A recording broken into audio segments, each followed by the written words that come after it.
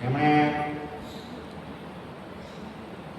સ્કૂલમાં પણ ભણાવવાનો અનુભવ લીધેલો છે, જેમણે એસટીએમ પીટીસીમાં લેક્ચરર તરીકે સેવાઓ પણ આપેલી છે અને 2017માં જેમણે માસ્ટર ડિગ્રી મેળવેલી છે ઇંગ્લિશ લિટરેચરમાં અને ખૂબ સારો એવો અનુભવ જેવો ધરાવે છે અને જેમના નામનો અર્થ ગીત અથવા તો સુર અથવા તો મધુર સંગીત એવો અર્થ થાય છે, એવો જ સૌમ્ય સ્વભાવ જેવો ધરાવે છે અને ખૂબ સરળતાથી અને ખૂબ સારી રીતે અને સહજતાથી જેવો અંગ્રેજી અને સોશિયોલોજી આપણી કોલેજમાં ભણાવે છે એવા નગમા મેડમ બલોચને હું આજે વિનંતી કરીશ કે તેઓ આવે અને પોતાનો એન્યુઅલ રિપોર્ટ, પોતાનું પ્રેઝન્ટેશન છે એ આપે.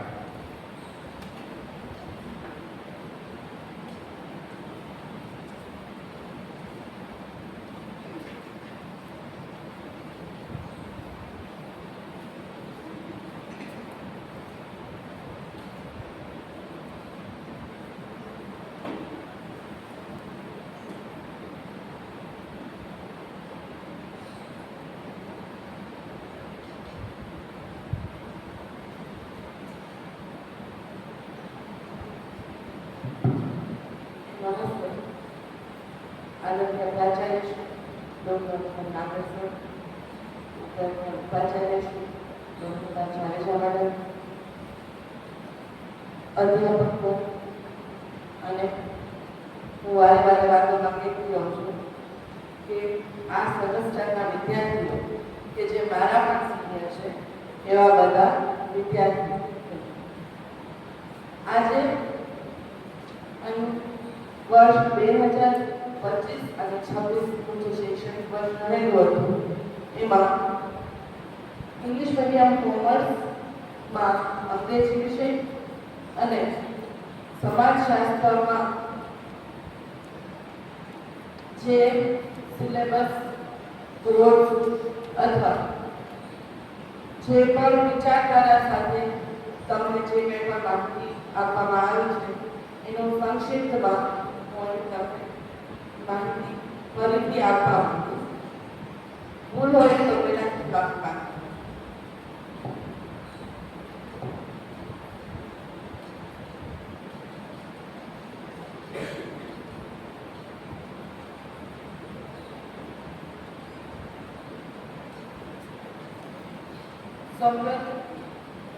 સૌપ્રથમ જો વાત કરીએ તો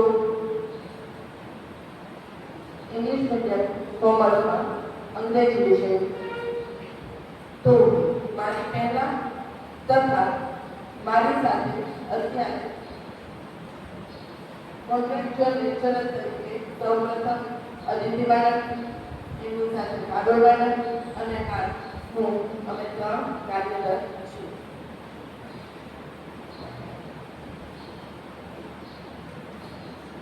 હવે આ અંગ્રેજી વિષયમાં માત્ર કોઈ એક વસ્તુને લઈને નહીં પરંતુ 2 વિભાગને ધ્યાનમાં લેવામાં આવે છે. પહેલું છે AEC મતલબ કે એબિલિટી એન્હાન્સમેન્ટ કોર્સ કે જેનો ઉદ્દેશ્ય એ છે કે આપણા વિદ્યાર્થીઓને અંગ્રેજી વિષયમાં કઈ રીતે રોજબરોજ ક્રિયા અથવા વાર્તાલાપ કરવી એનો આઈડિયા આવે. અને બીજું છે RKS ઇન્ડિયન નોલેજ સિસ્ટમ કે આપણે બધા જાણીએ છીએ કે આજનો યુગ એ ઇન્ટરનેટનો યુગ છે. તમે અથવા આપણે બધા ક્યાંક ને ક્યાંક આપણા જે ભારતીય મૂળ છે, ભારતીય સંસ્કૃતિ છે એનાથી વધતે ઓછે ક્યાંક પણ અજાણ છે. તો એ અજાણતા આપણા વિદ્યાર્થીઓમાં ન લઈ જાય એના માટેનો આ એક પ્રયાસ છે, એટલે કે ઇન્ડિયન નોલેજ સિસ્ટમ.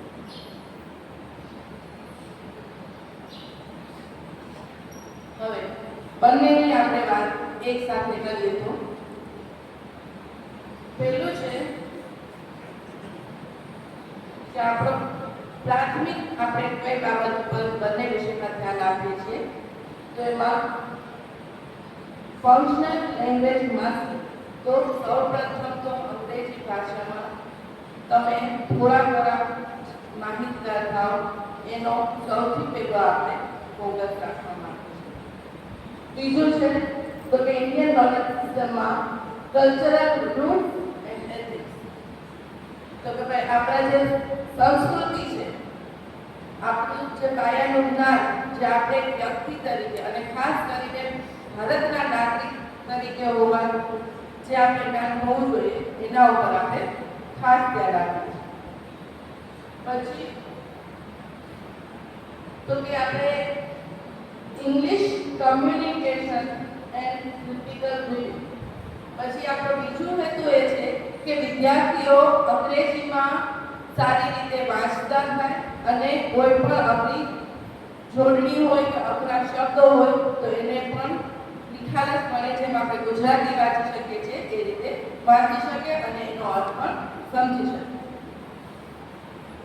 હવે તો કે ભારતીય જ્ઞાનની જે સિસ્ટમ છે એમાં આપણે જોઈએ તો કે philosophical grounding and value based reasoning. તો કે તાત્વિક રીતે પણ ઘણીવાર આપણે વિચારવાની જરૂર પડતી હોય છે. ઘણીવાર તો ભાઈ આ આપણે વાત કરવા કે આની પાસે તો ઘણી બધી ફિલોસોફી છે, મતલબ કે એની પાસે ઘણું બધું વિચારધારા હોય છે. એ તો કે આપણે એને ભારતીય સંસ્કૃતિ સાથે જોડી અને આજના વિદ્યાર્થીઓને કઈ રીતે પીરસવી એના ઉપર ધ્યાન આપીએ છીએ. પછી નેક્સ્ટ તો કે ગ્લોબલ એન્ડ મોડર્ન એજ્યુકેશન. એ તો કે ટીચિંગ ઓરિએન્ટેશનમાં આપણે ધ્યાન રાખીએ છીએ. હવે આપણા વિદ્યાર્થીઓ વૈશ્વિક સ્તરે ક્યાંય પાછળ ન પડે અથવા તો હાલમાં જે કંઈ પણ માધ્યમોથી વિષયનું જ્ઞાન આપવામાં આવે છે એને આપણે આવરી લીધેલ છે. Global and traditional wisdom. તો કે ભાઈ ઘણી વાર આપણે વાતમાં કહેતા હોય ભાઈ આ મારા ઘરે નથી થતું, તારા અથવા તો ભાઈ મારા ઘરે આ સિસ્ટમ નથી, તારા ઘરે છે. એ રીતે તો કે ભાઈ એકબીજાના નોલેજને અથવા એકબીજાની સંસ્કૃતિને આપણે જાણી શકીએ એના માટે પણ આપણે ધ્યાન આપીએ છીએ. અને પરંપરાગત ઘણી બધી વસ્તુ છે આપણે વાત કરીએ અમારી તો આ રિવાજ છે. તો આપણા ભારતમાં કયો રિવાજ છે એ તો કે માત્ર વિદ્યાર્થીઓ જ નહીં પણ ઘણીવાર શિક્ષક તરીકે આપણે પણ અજાણ હોઈએ છીએ. તો એ બંનેના જ્ઞાનમાં વધારો થાય એ માટે તો કે આ આપણે ટીચિંગ પોઈન્ટ ઓફ વ્યૂ રાખેલો છે. પછી આનાથી આપણને પરિણામ શું મળશે? આ તો વાત થઈ કે ભાઈ અંગ્રેજીમાં તો કે આ રીતે થઈ શકે, ભારતીય જ્ઞાનની બાબતમાં વાત કરીએ તો આ થશે, પણ એનું પરિણામ આપણે શું મળી શકે? આર્ટિક્યુલેટ ગ્લોબલી કોમ્પિટિટિવ કમ્યુનિકેટર. તો કે માત્ર કોઈ એક શહેરને જ ધ્યાનમાં રાખીને નહીં પણ આપણા વિદ્યાર્થીઓ જેમ બધા પ્રાધ્યાપકો કહેતા હોય છે કે આપણા વિદ્યાર્થીઓ ક્યાંય પણ પાછા ન પડે, પછી ગમે તે ભાષા તો એને ધ્યાનમાં રાખીને આપણો જે ઇંગ્લિશનો કોર્સ છે કોમર્સમાં એ આપવામાં આવે છે. અને ઇન્ડિયન નોલેજ સિસ્ટમની વાત કરીએ તો કે સેન્ટર કલ્ચરલી અવેર ઇન્ડિવિજ્યુઅલ. તો કે માત્ર ખાલી કહેવું નહીં પણ એક વ્યક્તિ તરીકે પોતાની ભારતીય સંસ્કૃતિને આપણા વિદ્યાર્થીઓ જ્યાં પણ જાય ત્યાં રજૂ કરી શકે, તેના વિશે બે શબ્દો કહી શકે, એ આપણો આઉટકમનો ગોલ છે. હવે જે રીતે મેં વાત કરી એ રીતે કે અંગ્રેજીમાં વિષય છે એ બે આધાર સ્તંભ ઉપર છે. તો પહેલો છે એઇઝી. તો હવે એનો ઉદ્દેશ્ય શું છે એ આપણે જોઈએ.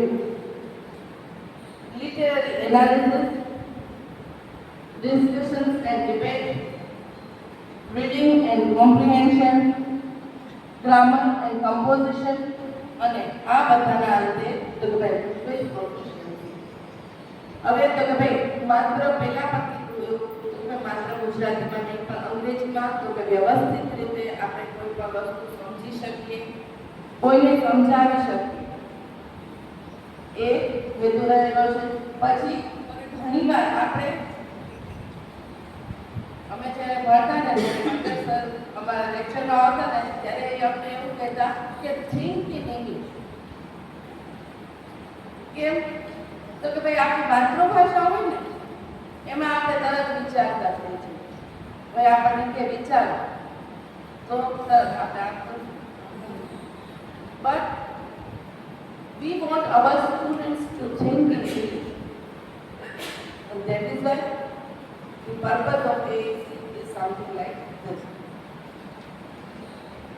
પછી reading and comprehension. ઘણીવાર અમુક શબ્દો એવા હોય છે અંગ્રેજીમાં કે જેની જોડણી, ઉચ્ચાર બધું સમાન હોય છે પણ એનો અર્થ સમાન નથી.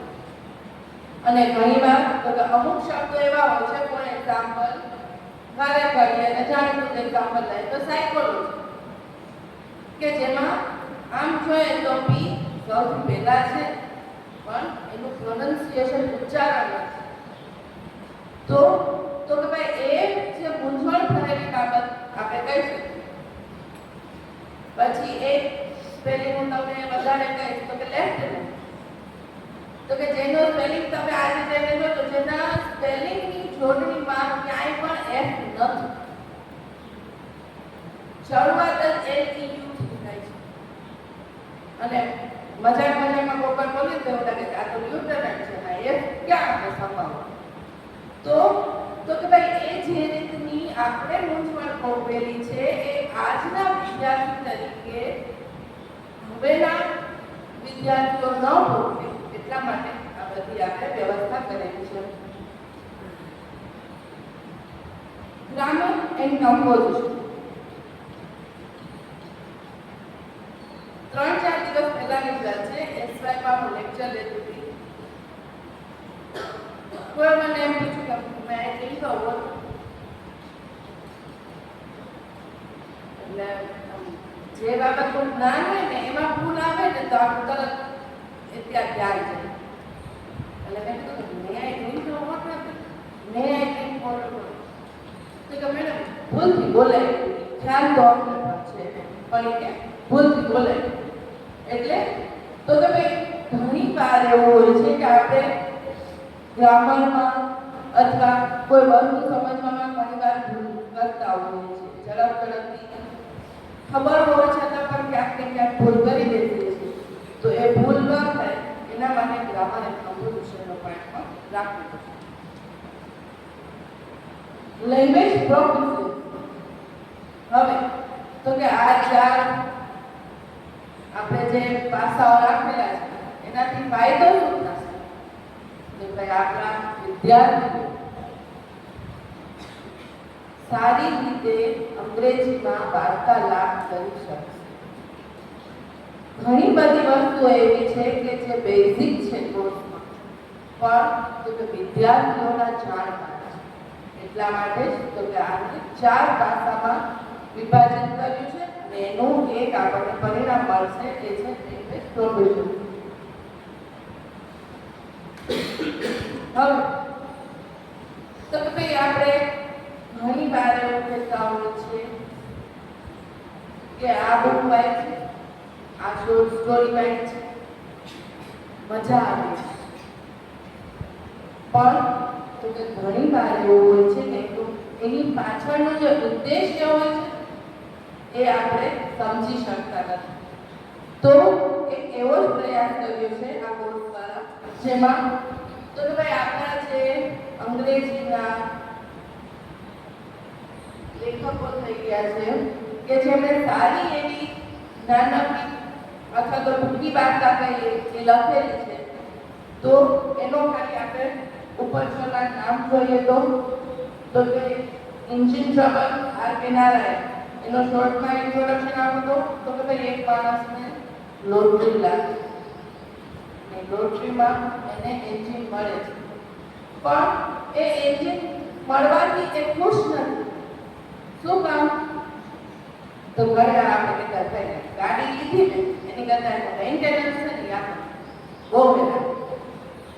તો સેમ વસ્તુ અહીંયા આપણે જોવા મળે છે. એટલે ભલે એ અંગ્રેજીમાં લખાયેલી હોય પણ ક્યાંક ને ક્યાંક આપણે એમને આપણી જીવનની રોજબરોજની ક્રિયા તરીકે અંગ્રેજીમાં વાંચી શકીએ એવો ઉદ્દેશ્ય રહેલો છે. એવી જ બીજી સ્ટોરીનો આપણે ખાલી નામ જોઈએ તો કે my financial career, collection, the pay. પછી આવે છે સોશિયો ઇકોનોમિક ઇન્ડિયન કોન્સેપ્ટ. તો તમે પહેલું છે ધ ક્વેશ્ચન ઓફ ઇંગ્લિશ, જે રામચંદ્ર ગુહા દ્વારા આપેલું નાનકડું એવું લેટર. પછી તો કે Chandubhai Virani inspiring story, role of women, innovation and entrepreneurship અને ફિલોસોફી એન્ડ વિઝનરી. વિવેકાનંદ અને એપીજે અબ્દુલ કલામ વિશે પણ આપણે થોડી બહુ માહિતી મેળવી છે. હવે તો કે ગ્રામરમાં ઘણા બધા મુદ્દાઓ છે, જેમ કે એક્ટિવ પેસિવ છે, ડાયરેક્ટ ઇનડાયરેક્ટ છે, મોડલ ઓક્સિલરી છે, સિન્થેસિસ છે, એને પણ માહિતી લેવામાં આવ્યા છે. હવે બીજા આધાર સ્તંભની વાત કરીએ તો IKS ઇન્ડિયન નોલેજ સિસ્ટમ. તો ભાઈ એનો ગોલ શું છે? અથવા તો કે ભાઈ એને 3 વિભાગમાં વહેંચવામાં આવેલા છે: Gandhi thought, teachings of Param Krupalu Shrimad Rajchandra અને આર્ટ ઓફ બીઇંગ હેપી. તો કે ભાઈ આના દ્વારા આપણા જે મહાત્મા થઈ ગયા ગાંધીજી, પછી તો કે એમના જે ગુરુ થઈ ગયા એમના વિશે આપણે થોડી માહિતી મેળવી શકીએ. અને અંતમાં તો કે આર્ટ ઓફ બીઇંગ હેપી છે ખુશ રહેવાની કલા છે, આજે આપણે ભૂલતા જઈએ છીએ, એનું સંક્ષિપ્તમાં માહિતી આપેલી છે. હવે ક્લાસરૂમ ટીચિંગ આપણે ટીચિંગ મેથડ્સની વાત કરીએ તો ભાઈ આદર્શ વિદ્યાર્થી પદ્ધતિ, તો ભાઈ ક્લાસરૂમમાં ભણાવવું, પણ એની સાથે સાથે તો ભાઈ સ્ટુડન્ટ સારી રીતે બોલી શકે અંગ્રેજીમાં, એના માટે group discussion, student seminar, interactive activity. તો ભાઈ આપણે વાત કરી શકીએ એ પ્રમાણે. અને તો ભાઈ જે એ લોકો વાત કરે છે એને રૂબરૂમાં પ્રેક્ટિકલ વર્કથી એમને એપ્લાય કરાવવું. હવે ઇંગ્લિશ તરફથી મારો એક શું કહેવાય છે તો પ્રયત્ન એ રહેશે કે આવતા વર્ષથી માત્ર એફવાયની નહીં પણ ઘણીવાર એસવાય અને ટીવાયની સ્ટુડન્ટ્સને પણ અંગ્રેજીમાં ક્યાંક ને ક્યાંક સમસ્યા રહેતી હોય છે. તો એ સમસ્યા ન રહે અને એ લોકો કોન્ફિડન્ટલી, આત્મવિશ્વાસથી અંગ્રેજી બોલી શકે એની માટે આપણે એક ડિસ્કોર્સની ટ્રાય કરીએ. હવે તો ભાઈ અંગ્રેજી વિષયનું આપણે કન્ક્લુઝન આપીએ તો કે ભાઈ global communication and applied skills through AEC plus discourse અને through Indian knowledge system, cultural roots અને ફિલોસોફિકલ વેલ્યુઝ, જેનાથી ફુલ્લી ઇક્વિપ્ડ ગ્રેજ્યુએટ સ્ટુડન્ટ્સ આપણે મેળવી શકીએ. હવે મારા બીજા વિષયની વાત કરીએ તો સમાજશાસ્ત્ર, જેમાં મારી પહેલા Parul madam, Alfad sir, Krishna madam અને હું દુર્ગભાઈ જવાબદારી લઈ છે. એમાં ટોટલ સંખ્યાની વાત કરીએ તો ટોટલ 59 વિદ્યાર્થીઓ છે, જેમાંથી 3 વિદ્યાર્થીઓ એવી છે કે જે અંગ્રેજી માધ્યમ દ્વારા સમાજશાસ્ત્રનું જ્ઞાન લઈ રહી છે. તો આપણે ટ્રાય કરીએ કે આવતા વર્ષે આપણને અંગ્રેજી માધ્યમના સમાજશાસ્ત્રના વધુ ને વધુ વિદ્યાર્થીઓ મળે. હવે તો એમાં જે ટાઇટલ છે એ વસ્તી અને સમાજ છે, કેમ કે આજે જાણીએ છીએ કે વસ્તી વધારો છે એ ભારતનો એક વિકટ પ્રશ્ન બનીને ઉભો રહ્યો છે. એ વાત સાચી કે જેમ માણસ હશે એમ તમે એની થિંકિંગ પ્રોસેસ હશે અને આપણને કંઈક નવું ને નવું મળશે. પણ તો કે એના દ્વારા સમાજમાં ઘણી બધી તો કે સમસ્યાઓ પણ ઊભી થાય છે કે જે ઘણીવાર વૈશ્વિક સ્તરે આપણને પાછળ મૂકી દે છે. તો એ ન થાય એટલા માટે તમે આજના વિદ્યાર્થીઓને આ જ્ઞાન આપીએ જેથી એ લોકો તો કે એમાં થોડા વધતા અંશે કઈ રીતે વસ્તી વધારો છે તે કાબૂમાં રાખી શકાય એ વિચારશું.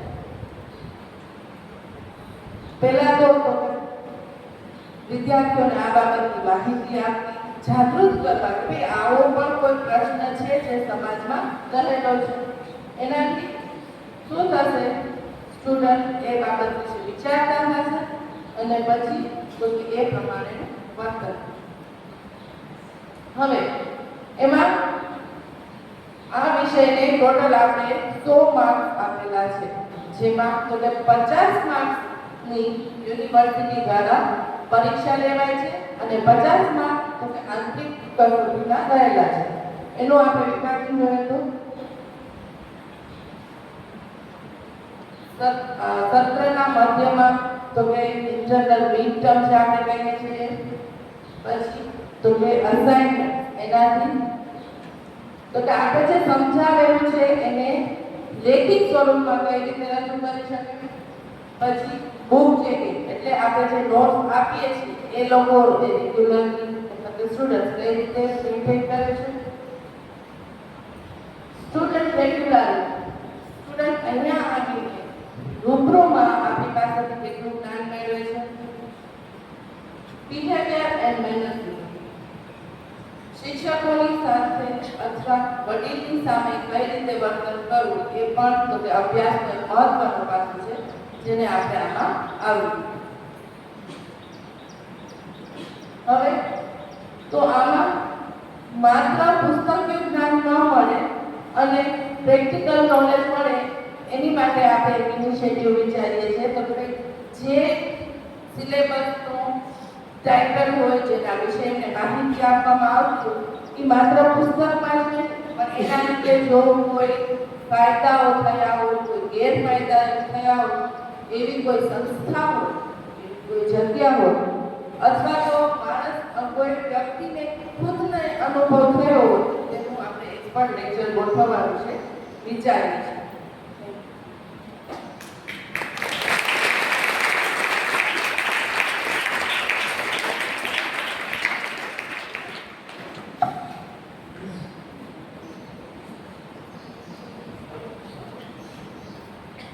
નગમા મેડમે ખૂબ જ તકલીફ અને એકદમ ઇન ડેપ્થ આપણને સોશિયોલોજી, એઈસી ઇંગ્લિશ અને આઈકેએસ વિશે માહિતી આપી. તો હું નગમા મેડમનો આભાર વ્યક્ત કરું છું. Thank you Nagma madam. અને સાથે સાથે principal sir, vice principal madam, સર્વ અધ્યાપકશ્રીઓ અને વિદ્યાર્થી બહેનો, આપ સૌનો પણ આભાર વ્યક્ત કરું છું.